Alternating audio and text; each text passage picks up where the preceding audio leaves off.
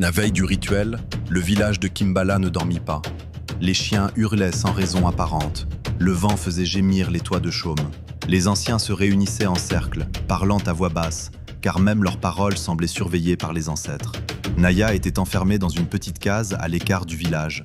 À l'intérieur, l'air était lourd. Une odeur de feuilles sèches et de cendres emplissait l'espace. Assise sur le sol, les jambes repliées contre sa poitrine, elle ne pleurait pas. Depuis la nuit où le tambour lui avait parlé, quelque chose en elle avait changé. La peur était toujours là, mais en dessous, une force nouvelle grandissait. Cette nuit-là, elle rêva. Elle marchait dans une forêt sans fin. Le fromager était partout. Ses racines sortaient du sol et formaient des chemins. Au centre, une femme l'attendait. Elle portait un pagne blanc et son visage brillait comme la lune. « Ma fille », dit la femme. Naya reconnut immédiatement sa mère, Loussala. « Pourquoi m'ont-ils accusée ?» demanda Naya en larmes. « Parce que la vérité effraie ceux qui vivent du silence. »« Pourquoi es-tu morte ?»« Je ne suis pas morte, j'ai été transformée. » Loussala posa sa main sur la poitrine de Naya. Le tambour ne choisit pas selon le sexe, mais selon le courage. « Tu es prête. » Naya se réveilla en sursaut, le cœur battant. À l'aube, des femmes vinrent la chercher. Elles évitaient son regard, mais leurs mains tremblaient. Pendant ce temps, Moubiala se rendit seul auprès du fromager. Il posa son front contre l'écorce rugueuse et parla aux ancêtres pour la première fois non comme gardien, mais comme père. « Prenez-moi à sa place. » Le vent se leva brusquement.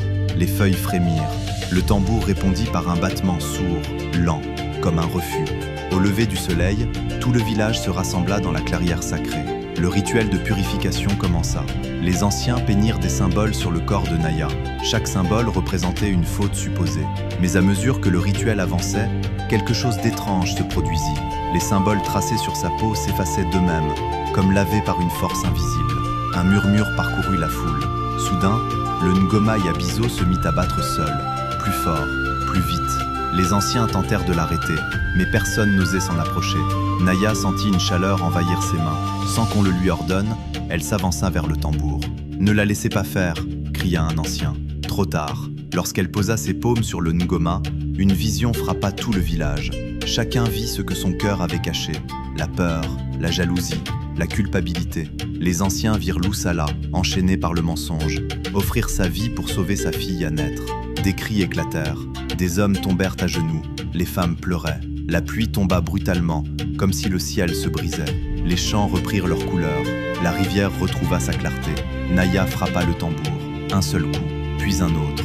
Le son était différent, plus doux, mais plus puissant.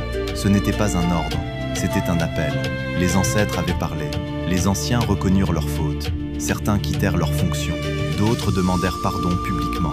Le pouvoir ne fut plus concentré entre quelques mains. Moubiala s'approcha de sa fille, tremblant.